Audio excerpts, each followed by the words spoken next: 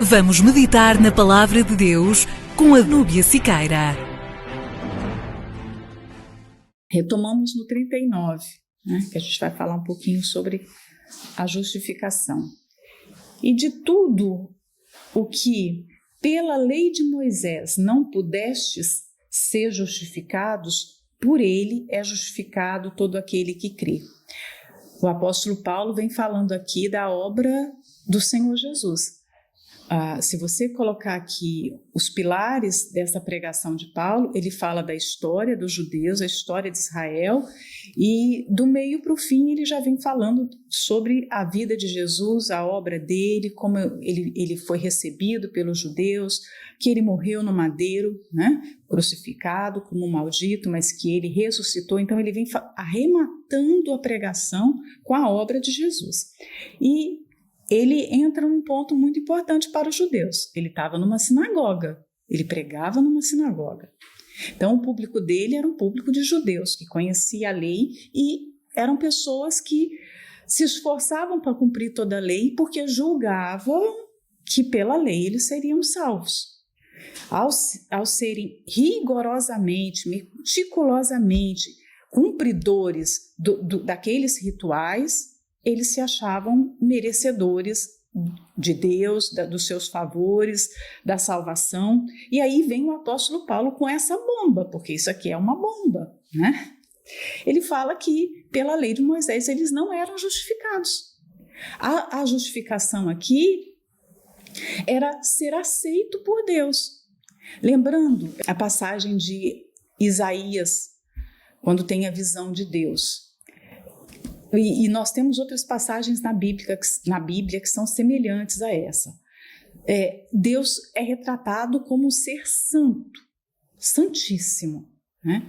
E numa das ocasiões que Moisés pede para ver a sua face, ele tem aquele desejo, na comunhão que ele tem com Deus, aquela intimidade tão crescente, ele deseja ver a face de Deus.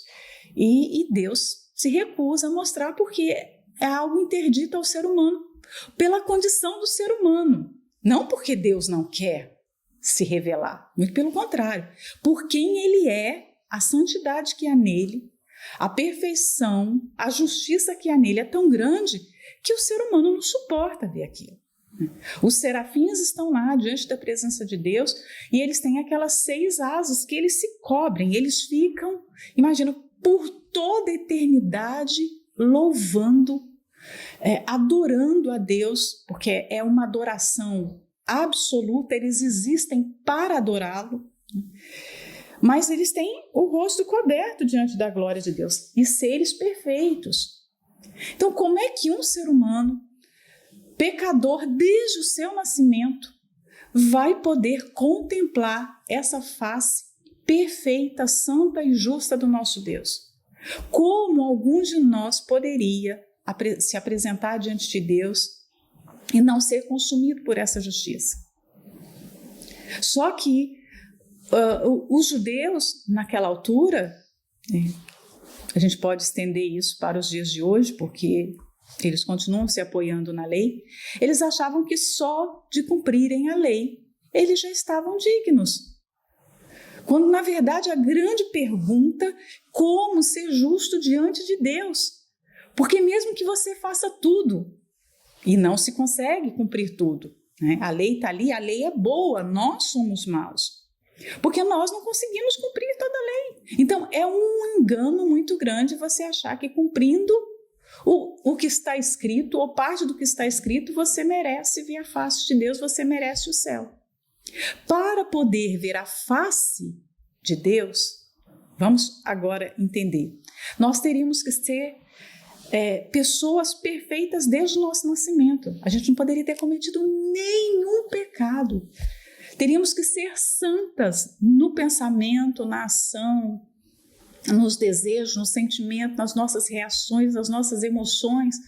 E quando nós olhamos com sinceridade para dentro de nós, há essa santidade? Não há. Então, como nós iremos enfrentar esse Deus? Poder olhar para Ele. Então, por isso que eu fiz a pergunta na meditação passada. Se nós estivéssemos à porta do céu e tivesse alguém... Não é assim que funciona, mas eu estou fazendo hipoteticamente só para que nós possamos refletir na condição. E nós estivéssemos ali e Deus nos perguntasse: por que é que você merece estar aqui? Como chegar um dia diante de Deus? Porque toda a nossa vida nesse mundo caminha para isso. Como nós vamos poder olhar Deus nos olhos, carregando quem nós somos na nossa essência? E aí talvez você pense assim: mas assim, eu não sou assim, eu sou pecadora, mas eu não sou tão pecadora. A Bíblia não fala isso a nosso respeito. O homem acreditou e acredita até hoje que as suas obras vão garantir a sua entrada no céu e Deus tem obrigação de salvá-lo porque ele foi bom. Mas a Bíblia fala que não há um só bom, não há um só justo, não há um só homem que não tenha pecado. E aí a gente vem de uma história de pecado. Eu me lembro de, numa das meditações, ter feito uma conta mais ou menos básica dos nossos pecados ao longo de um mês. Não sei se vocês lembram disso, né? Porque é horripilante. Um pecado já condena a pessoa ao inferno. Imagina a nossa vida ao longo de uma semana, um mês. Nós pecamos e pecamos terrivelmente. Só que isso que é tão feio nos incrédulos lá fora, que não se enxergam como pecadores, você vai falar de salvação, você vai falar de arrependimento, eles não acham que não precisam se arrepender, eles são bons. Eles são bons, não, eu faço tudo certo. Tipo assim, se eu não entrar no céu, ninguém mais entra. E você dá vontade de gritar, dá vontade de sacudir aquela pessoa, você está perdida. Com a sua justiça, o máximo que você vai conseguir é chegar diante de Deus para ouvir a condenação no inferno. Só isso, o seu julgamento. Porque com esses pecados, você é filho da ira de Deus e vai encontrar com esse Deus irado. Você vai ser um pecador nas mãos de um Deus irado. E a gente já sabe que o sorver da ira durante esse tempo, aí Deus está sorvendo uma ira que ele vai derramar sobre a humanidade que não crê no Senhor Jesus, que não tem essa fé que justifica. Ou seja, nós temos pecado. Se nós não nos arrependemos ontem antes de dormir, porque é preciso arrependimento todos os dias. Se nós não nos arrependemos, nós não temos essa propiciação que foi providenciada por Deus. Mas quando é que nós sentimos o peso dos nossos pecados? Quando é que nós percebemos a necessidade de arrependimento? Muitas vezes nos cultos, quando é chamado lá à frente as pessoas para se arrependerem dos seus pecados, você que não quer mais a velha vida, você que quer se arrepender dos seus pecados, tá? Você vê só pessoas novas indo à frente. Dificilmente você vê uma pessoa antiga indo se arrepender, mas todos nós precisamos de arrependimento todos os dias. Qual foi a última vez que nós choramos por causa dos nossos pecados? Pela miséria dos nossos pecados. Ontem, antes de dormir, nós choramos e buscamos esse arrependimento, porque só esse sangue tem a capacidade de lavar a nossa alma desses pecados. Porque se não houve arrependimento, nós estamos manchados de pecado. A propiciação não foi feita sobre a nossa vida. Há um sangue, Jesus é esse sumo sacerdote que está lá com o seu próprio sangue para aplicá-lo nas nossas almas. Mas ele aplica quando há arrependimento de pecados. Mas quando é que nós nos sentimos pecadores? Quando é que nós nos sentimos como Paulo, miserável homem que sou? Muitas vezes nós nos sentimos justos, como os judeus. Vocês não vão ser justificados. Por quê? Porque vocês se apegaram à lei. E vocês se julgam merecedores porque praticam a lei. E nós estamos na mesma condição, nós nos sentimos merecedores porque nós estamos na igreja, porque nós conhecemos a palavra, porque nós não cometemos aqueles pecados cabeludos que as pessoas cometem. Porque eu não roubo, eu não falo mal de ninguém, eu não sou maledicente, eu não sou adúltero. Mas vamos olhar para dentro de nós temos muitos outros pecados para serem tratados. Há uma natureza humana que mora em nós. Só de morar uma natureza humana, quem nasceu de Deus, quem foi regenerado, tem a natureza de Deus, mas a natureza humana continua ali. Nós somos, vocês já viram aquele exemplo, que é uma analogia, até que muitos pastores dão para falar sobre o perdão, que a pessoa quando não perdoa, é como se ela estivesse carregando o morto às suas costas, porque essa era a pena capital no passado. Os povos caldeus tinham esse código. O assassino é condenado a carregar o peso daquele morto. Ele assassinou essa pessoa, então agora nós vamos amarrar o cadáver dela às suas costas e ele vai ter que comer, tomar banho, ir para o trabalho com esse corpo. Tudo que ele vai fazer agora, ele tem um corpo. Imagina, é uma pena de morte, porque à medida que aquele corpo apodrecia, aquela pessoa também apodrecia.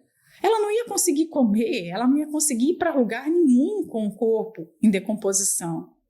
Nós somos essas pessoas. Nós estamos com uma natureza divina, mas nós carregamos amarrados em nós uma natureza humana. E que se a gente não vigiar, nós damos vazão a essa natureza humana e ela vai produzir o mal.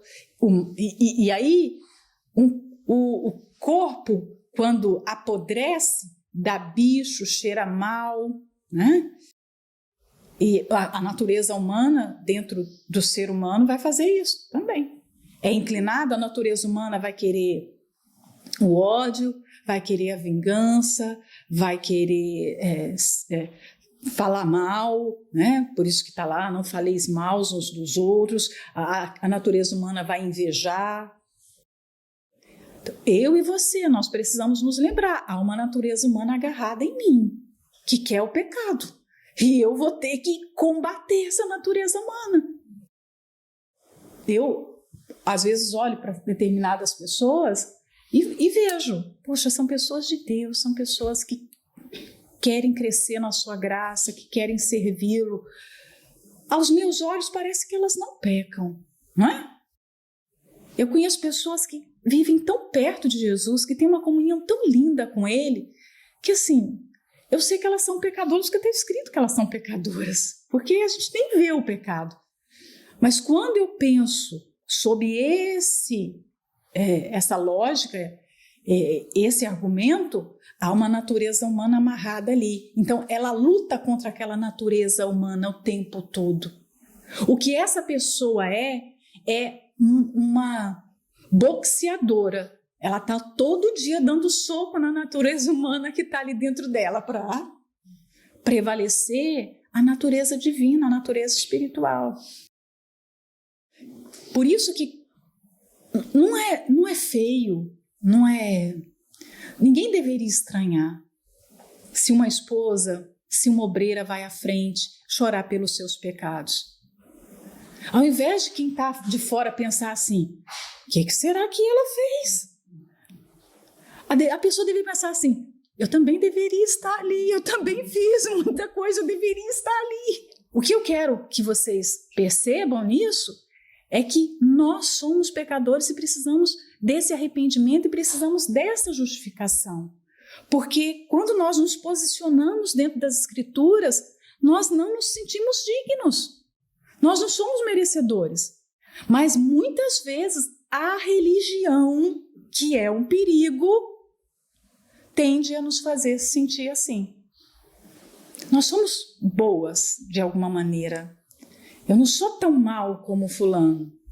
Então, na minha oração, no final da noite, eu posso só orar e agradecer a Deus pelo dia e pedir para Ele fazer as coisas que eu preciso e pronto. E não me arrependi. E vou dormir lá, com várias manchas de pecado. E eu gosto muito do 3:27, que eu marquei aqui também, né? Estou falando sobre Romanos, tá? E Paulo fala, o que acontece então com a nossa jactância, com a nossa vanglória?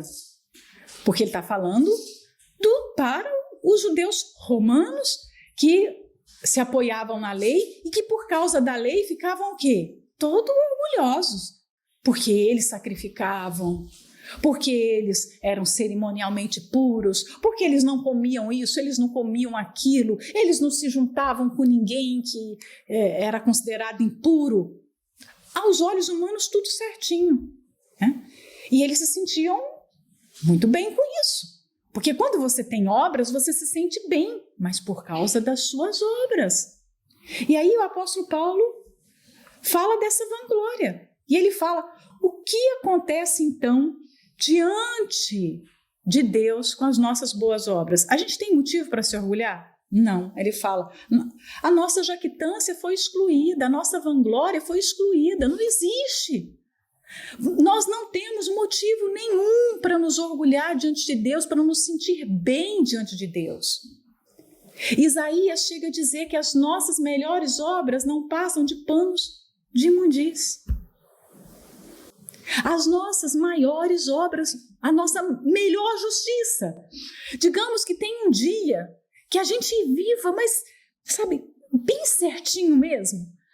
Um dia que você não pensa nada de errado, que você não fala, não erra nas palavras, que as suas palavras são perfeitas, são santas. Você não sente nada, sabe, de ruim. Você não pensa nada contra ninguém. Aquele dia certinho. Esse dia, Isaías fala que ele é tão ruim, que essas justiças todas se assemelham a um pano sujo. É isso, diante de Deus. Não é desesperador isso? Eu amo muito falar sobre a justificação, porque para mim ela é a coisa mais extraordinária que existe, é a doutrina mais extraordinária que existe, é o maior presente que Deus pode dar para o ser humano. Todas as vezes que eu paro para pensar na justificação, os efeitos dela na minha vida, eu fico saltando por dentro de alegria, porque eu não poderia chegar diante de Deus. E hoje eu posso, por causa dessa providência de Deus, essa propiciação que Ele me dá. Eu tenho mais aqui, um versículo. Justificado, aqui é o 5. Justificados, pois, mediante a fé, temos paz com Deus, por meio de nosso Senhor Jesus Cristo, por intermédio de quem obtivemos acesso pela fé a essa graça na qual estamos firmes e gloriamo-nos na esperança da glória de Deus. Esse versículo aqui, dá para meditar um ano nele, né? Tenho dificuldade, de repente, de tentar explicar. Mas é um dos maiores compêndios sobre a justificação, Romanos 5, 1, 2. Né? Romanos todos, o livro de Romanos, todos aqueles versículos de Romanos, Paulo organiza a doutrina da justificação. E por isso que você vai ver Romanos sendo considerada como a base da doutrina da igreja cristã. Estudar o livro de Romanos, eu não sei se vocês já estudaram, já meditaram, é importantíssimo. Você não entende a obra de Jesus e como é que a gente se apossa dessa obra, como é que vai ser esse processo, é um processo forense, gente. Uma pessoa, quando tem um processo no tribunal, por exemplo, ela tem uma causa muito grande e ela não consegue comparecer diante do juiz, ela precisa de um advogado. O advogado precisa conhecer leis. Aquele processo vai passar por audiências. A nossa salvação é assim, é um grande processo. É como se fosse um processo forense. Por isso que fala, há um juiz, há um advogado, há leis. Deus tem leis, imagina, Portugal tem as suas leis e qualquer cidadão em território português que não cumpra determinada lei, infrinja uma determinada lei, ele é passível de ser condenado ali. Ele pode pegar prisão, ele pode ter que pagar alguma multa para o Estado, porque ele descumpriu uma lei. Deus tem leis. A sua palavra está ali, cheia de leis. E nós, como seres humanos pecadores, o que nós fazemos com essas leis? Nós descumprimos. Ou você consegue cumprir toda a lei? Não. Então nós temos uma situação com o juiz. Nós estamos num processo. Jesus é o advogado. E ele é esse advogado que vai nos defender junto ao juiz. Ele tem ele tem o sangue que é o que vai nos absolver diante do juiz. Esse juiz não é comprado, esse juiz não é substituído. Às vezes uma pessoa tem um processo e ela tem a esperança de qual juiz é que vai julgar o seu caso. Porque eu tenho um juiz que esse juiz pode se comprar. Ou esse juiz aqui, ele é tendencioso para esse lado ou para aquele lado. Ou esse juiz é meu amigo, ele vai julgar favoravelmente a minha causa. Não.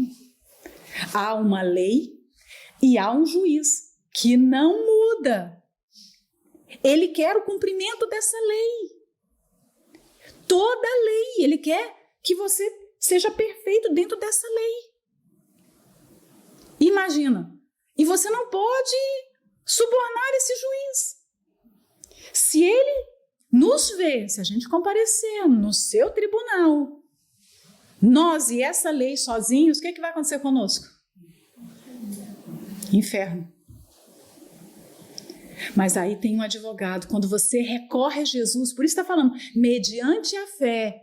Mas é a fé que vai fazer isso? Porque tem gente que tem fé na sua fé, que se vangloria da sua fé. Não é a sua fé, é a fé na pessoa de Jesus. É diferente. Não se vanglorie na sua fé. Porque a minha fé. Não, a minha fé em Jesus. Ela é perfeita quando ela é colocada na pessoa e na obra dele. Então, quando eu chego a ele, ele vai me preparar para enfrentar esse juiz. Quando eu chego a ele e me arrependo dos meus pecados, o arrependimento é a chave que vira tudo, né? Ele aplica o seu sangue. E aí vem a justificação. Houve o perdão do pecado. Não tem mais. Acabou. Os pecados foram perdoados. Mas a obra não termina aí. O que o Senhor Jesus faz? Para que esse juiz me veja não só como alguém que não tem pecado, porque ele não pode ver só alguém que não tem pecado. Ele tem que ver alguém que é justo, que tem o amor, que tem a misericórdia, que tem as mesmas virtudes do Senhor Jesus. Não é só não ter pecado. Ele tem que ser justo como Jesus. Só assim ele não vai ser consumido diante de Deus. Aí o que o Senhor Jesus faz? Toda a justiça que ele tem. Imagina tudo que Jesus é. E ele é maravilhoso. Ele tem virtudes e atributos que, se um dia nós fôssemos estudar os atributos de Deus, é uma sugestão de estudo para você. Estude os atributos de Deus. Estude pelo menos 13. Né? Há um número, alguns falam em 9 atributos, outros falam em 13, outros falam em 20. Estude pelo menos 13 atributos de Deus. Porque Jesus é aquilo. Cada atributo é uma face da natureza dele, da pessoa dele, sobre quem ele é. E aí, depois do arrependimento, ele coloca toda a justiça que ele tem em nós. E aí é como se nós nunca tivéssemos pecado. A pessoa pode ter matado, ela pode ter mentido, ela pode ter roubado, enganado, ela pode ter feito as piores coisas do mundo. Se ela se arrependeu e colocou toda a sua fé no Senhor Jesus, ele apagou esses pecados e ele coloca a justiça dele nessa pessoa. E quando essa pessoa comparece diante de Deus, quando ela abre a boca para falar Pai, Deus não a vê mais com aqueles olhos. Quando ele olha, ele vê o mesmo que ele vê em Jesus. Imagina isso. Isso não é extraordinário? Já pensou Deus olhar para mim e ver em mim o mesmo que ele vê em Jesus? Eu, pecadora como sou, falha como sou, ele vê Jesus em mim. Aquele Senhor e Salvador que nunca pecou, nunca teve um pensamento errado. Santo, aquele que é santo, santo, santo. Ele coloca na minha conta toda essa justiça. Isso é precioso demais. Como que eu vou jogar isso fora? Como eu não vou amar o Senhor Jesus? Como eu não vou valorizar isso? Ele me torna a pessoa mais rica do mundo, porque não tem riqueza maior. Você ter a reputação de Jesus, a justiça de Jesus, você ser visto com os mesmos olhos, né, que Jesus, sem merecer. Aí Deus pode olhar e aceitar, aprovar. Porque Deus, quando olha, ou ele aprova ou ele reprova, né? Mas há os equívocos da fé. E quais são? As pessoas acham que, então tá, tudo isso é pela fé, eu tenho fé, tá tudo certo. Não é uma fé de boca. Não é uma fé fajuta. Não é a fé que todo mundo diz que tem. É aquela fé que Tiago fala que é comprovada com obras. O homem não é salvo pelas obras, mas o homem é salvo pela fé com obras. Uma fé que tem obras, que é completamente diferente. A fé de boca não produz nada. Então, nós temos que avaliar qual é a nossa fé. Porque a fé tem que ser de qualidade e na pessoa certa, na obra de Jesus.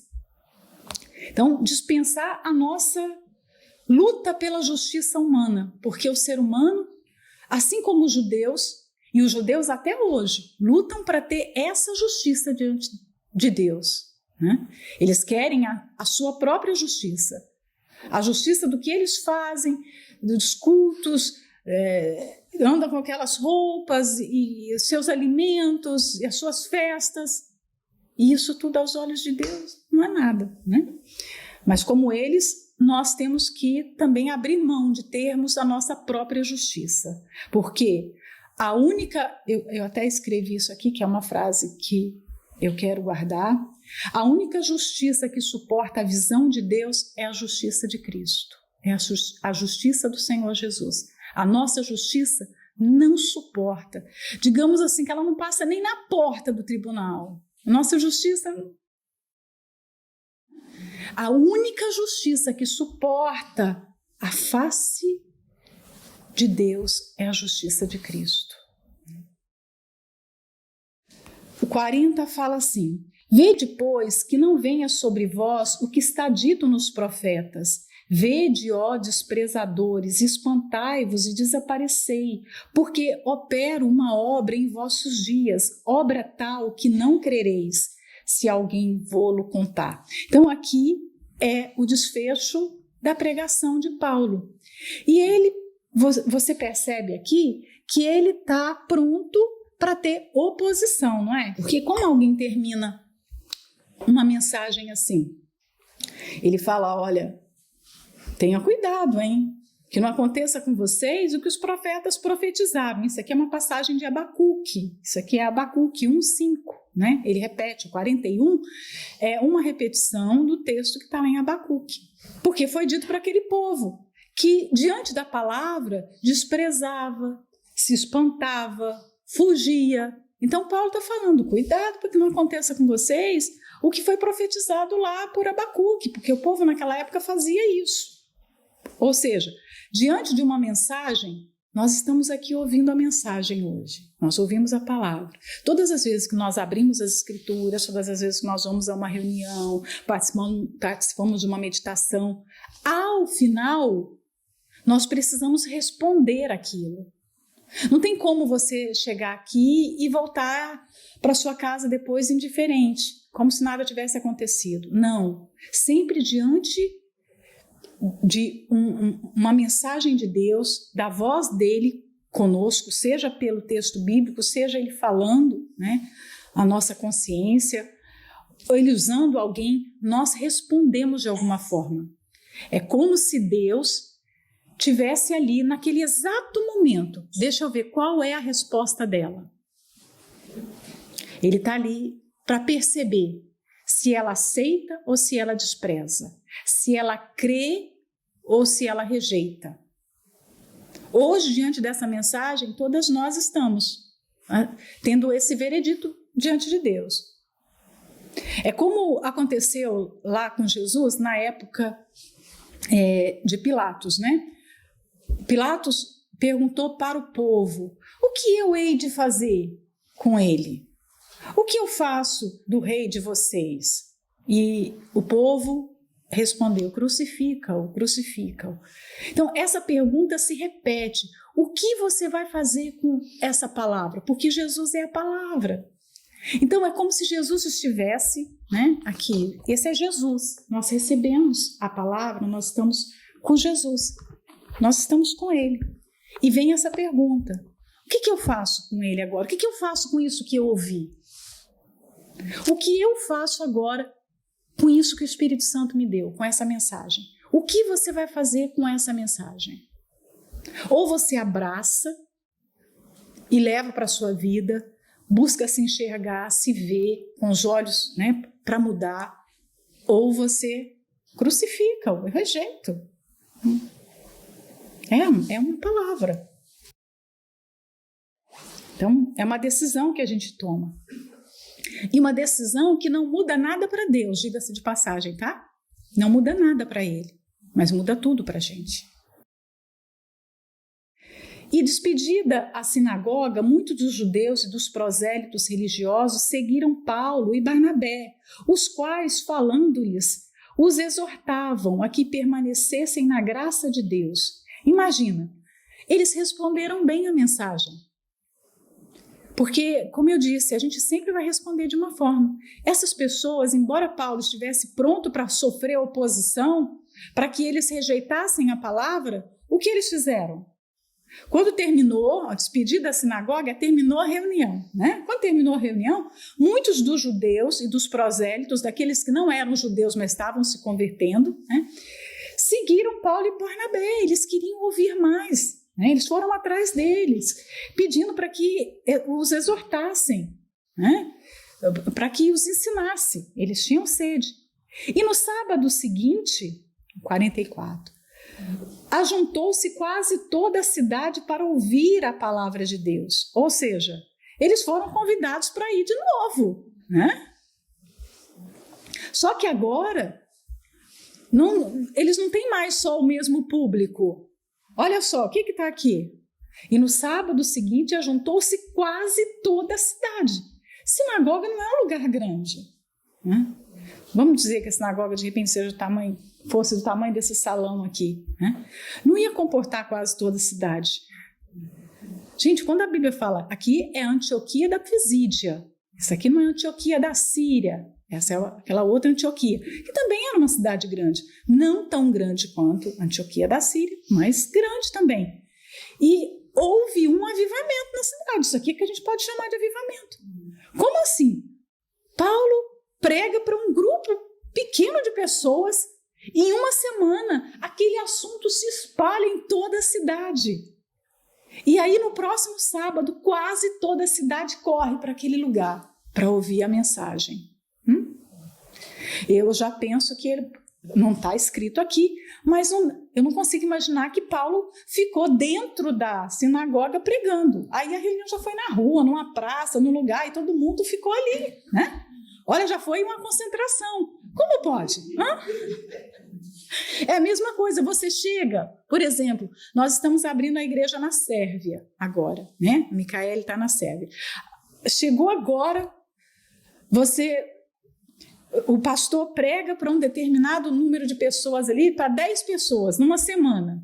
Digamos, no sábado, no domingo, ele prega para 10 pessoas. E, de repente, no próximo domingo, ele tem que fazer uma concentração num ginásio, num estádio. ou na maior praça, onde acontecem os shows, os eventos grandes da cidade. Isso é que a gente chama avivamento. Por isso que eu gosto de meditar. Como foi essa pregação? Porque ela foi poderosa, a gente tem que entender. Isso tocou no coração das pessoas de tal maneira que quase todo mundo quis ir ouvir a mensagem novamente, né? Mas claro, nem tudo são flores, né? Há dias bons e há dias maus. Vamos para o 45. Então, os judeus, vendo a multidão, encheram-se de inveja e contradiziam o que Paulo falava, contradizendo e blasfemando. Esses judeus aqui são os líderes, né? Aquelas pessoas, aquele grupinho pequeno que ouviu Paulo pela primeira vez, estava sujeito a esses líderes aqui religiosos. Há uns 2, 3 líderes aqui. E eles sempre iam, todos os sábados, eles estavam lá ouvindo. Mas nunca tinha acontecido nada semelhante. As reuniões tinham sempre o mesmo número de pessoas, tá? Tudo igual, né? Então eles iam controlando as pessoas. Mas quando eles deram voz para Paulo pregar, né? Paulo era um rabino. Eles nem tinham ideia o que era aquilo. No que se tornaria aquela pregação, né? Os frutos daquela pregação. Quando eles viram que Paulo, por meio do Espírito Santo, tinha conseguido juntar quase toda a cidade numa só mensagem. Ele conseguiu juntar quase toda a cidade. Aqueles judeus já tinham conseguido isso? Certamente não. Não. E eles se julgavam como? Donos do povo. Eles tinham um pouquinho de gente e eles se julgavam donas daquelas pessoas. E agora eles viram que Paulo e Barnabé tinham toda a cidade e eles tinham perdido até o pouquinho que eles tinham, que eles julgavam que era seu, né? Eles julgavam que o povo pertencia a eles, o que não é verdade. Então eles sentiram inveja. E aí quando você sente inveja, aí você fala assim, não, mas inveja é essa coisa desses perturbados religiosos aqui. Eu vou ter inveja. Há uma sementezinha da inveja plantada dentro do ser humano. Você nunca pode dar vazão para ela. O coração tem que estar sempre sendo tratado, porque há um potencial no homem para ser invejoso, para desejar o que o outro tem. Se não houvesse isso, o mandamento lá, não cobiçarás, não estaria no decálogo. Se ele está, há um potencial de inveja dentro de mim, dentro da Alane, dentro da Carol, dentro da Ana, há um potencial enorme. Não, mas eu sou muito boa, eu não tenho isso. Gente, Asaf, olha, leia o Salmo 73. Asaf estava sendo consumido de inveja. E ele fala do que ele estava sentindo inveja. Poxa vida, os ímpios não têm lutas, eu tenho tantas lutas. Os ímpios são felizes, eles comem bem. E olha eu, os ímpios são fortes. Ele teve inveja até dos músculos dos homens ímpios. Asaf, um levita do templo. Ele estava lá no templo, adorando o tempo todo. E olhando para os corpos dos ímpios. Imagina isso. E ele disse que por muito pouco os pés dele não vacilaram, não resvalaram. Por muito pouco eu não caí. Só quando a inveja foi tratada que ele entrou no templo, ele entrou na presença de Deus e expôs aquela sujeira que estava dentro dele. Ele foi limpo, ele foi recuperado. Então, cuidado com a inveja. Cuidado. Nunca pense que você não precisa lutar contra isso. Todos nós precisamos lutar.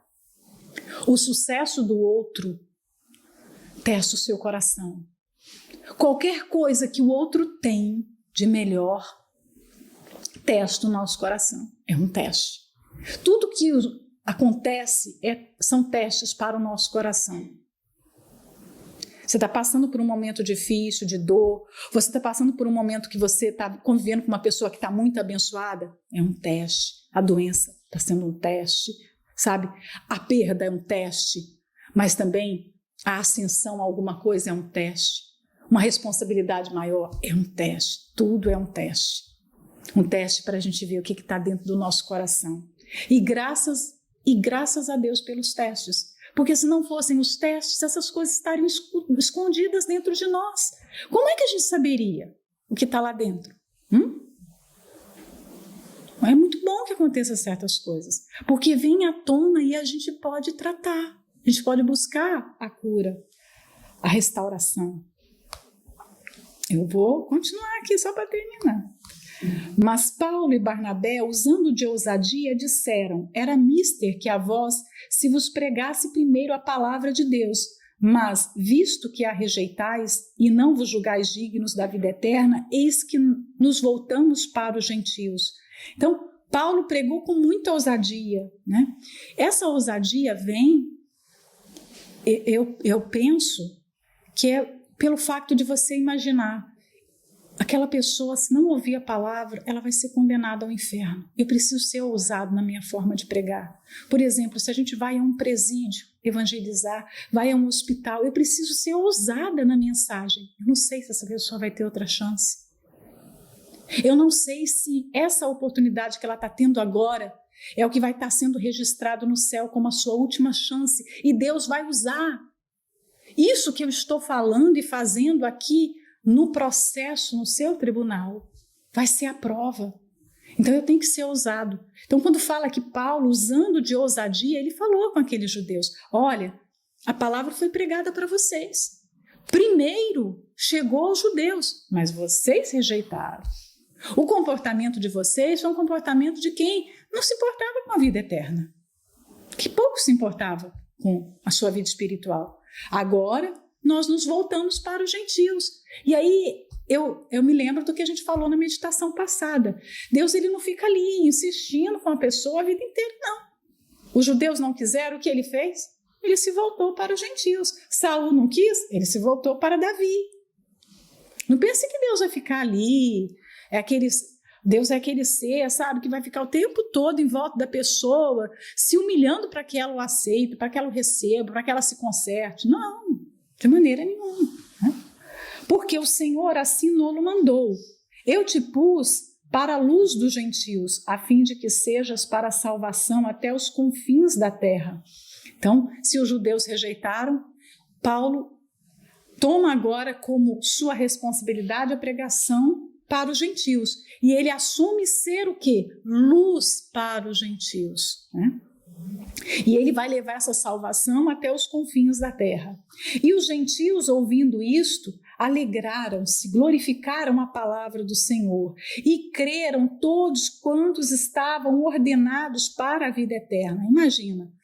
É um privilégio, eles ouviram a salvação que foi rejeitada pelos judeus, agora é derramada sobre vocês, né? E a palavra do Senhor se divulgava por toda aquela província. Mas os judeus incitaram algumas mulheres religiosas e honestas e os principais da cidade e levantaram perseguição contra Barnabé e Paulo e Barnabé, e os lançaram fora dos seus termos. Aqueles judeus criaram os líderes, aqueles que tinham inveja. Porque, como eu disse, quando há inveja no coração, a inveja não vai conseguir ficar, aquele sentimento não vai conseguir ficar ali paradinho. Ele vai vir para fora de alguma forma. Então, primeiro a inveja veio para fora com eles blasfemando, mentindo, injuriando, contradizendo. Paulo pregava uma coisa, eles iam lá e pregavam exatamente o oposto. Mas agora a inveja, né, ela vai crescendo. Eles ajuntaram mulheres influentes, mulheres dos líderes ali, dos anciãos da época, para que elas também perseguissem a Paulo e Barnabé. Mas toda aquela província, toda aquela região já tinha sido evangelizada. Por isso, quando eles expulsaram Paulo e Barnabé, o trabalho já tinha sido feito, né?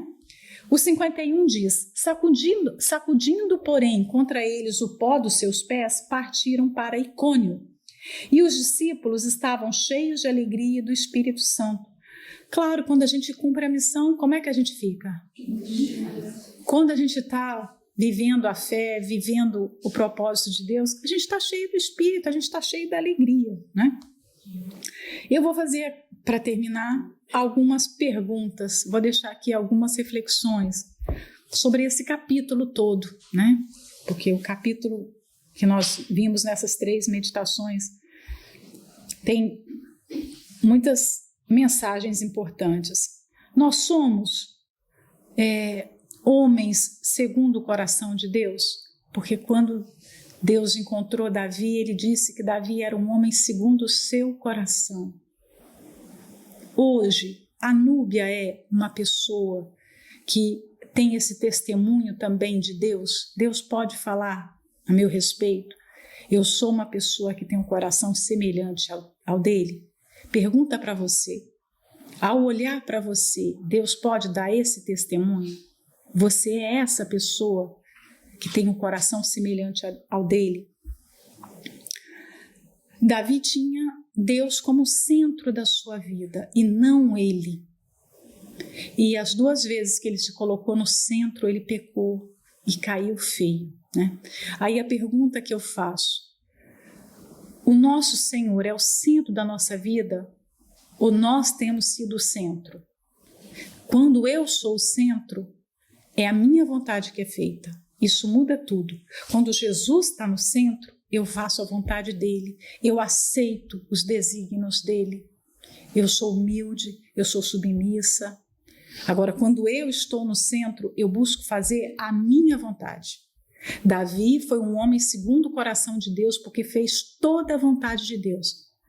Mas quando ele foi para o centro, ele fez a vontade dele. É importante você saber quem está no centro da sua vida. Quando nós somos confrontadas, o confronto existe todos os dias. Nós fugimos desse confronto ou nós continuamos fazendo a nossa vontade? O confronto de Deus é para que a vontade dele seja feita. Todas as vezes que ele nos confronta é porque a gente está fora da vontade dele. Todas as vezes que a palavra dói é um confronto. E esse confronto é para fazer você voltar para o seu lugar e para colocar Deus no lugar certo, no lugar dele, né? Temos rejeitado o caminho de Deus como fez Saul? Temos nos rebelado contra o mandamento dele para fazer a nossa própria vontade? Ou temos nos rendido a Deus? Saul tinha tudo e se rebelou contra Deus. Davi não tinha nada e se rendeu a Deus. Normalmente as pessoas que mais têm são as que mais se rebelam. Nós estamos vendo isso agora na série. O que Davi tinha? Naquele momento, o que ele tinha? Nada. Ele está escondido numa caverna. E Saul tem um reino, tem um exército, uma família inteira ao seu lado e se rebela contra Deus e desagrada a Deus. Quanto mais privilégios nós temos, quanto melhor é a sua vida, quanto mais conhecimento você recebe, mais responsável aos olhos de Deus, mais contas você vai ter que dar. Deus tem chamado a nossa atenção, Ele tem mostrado a nossa culpa, porque é o trabalho do Espírito Santo. Ele faz isso sempre, todos os dias. Todo dia Ele mostra a nossa culpa, Ele mostra os nossos erros. Qual tem sido a nossa reação? O que nós fazemos diante desses erros? A gente engambela a nossa consciência e vai dormir a si mesmo? Nós vamos para atender uma pessoa com o peso na consciência, o peso da culpa que o Espírito Santo mostrou, e a gente segue a nossa vida? Vamos limpar a igreja, e vamos evangelizar, e vamos fazer, tendo aquela culpa dentro de si? É preciso confessar o pecado, é preciso buscar o perdão, né? E por último, nós temos recebido esse perdão de Deus todos os dias? Ou nós temos dormido cheias de pecado? Nós temos nos arrependido? Qual foi a última vez que você chorou pelos seus pecados? Que você se arrependeu dos seus pecados? Todas nós precisamos disso. Qual foi a última vez, né? Vamos todo mundo correr para o banheiro agora e botar o nosso rosto no chão.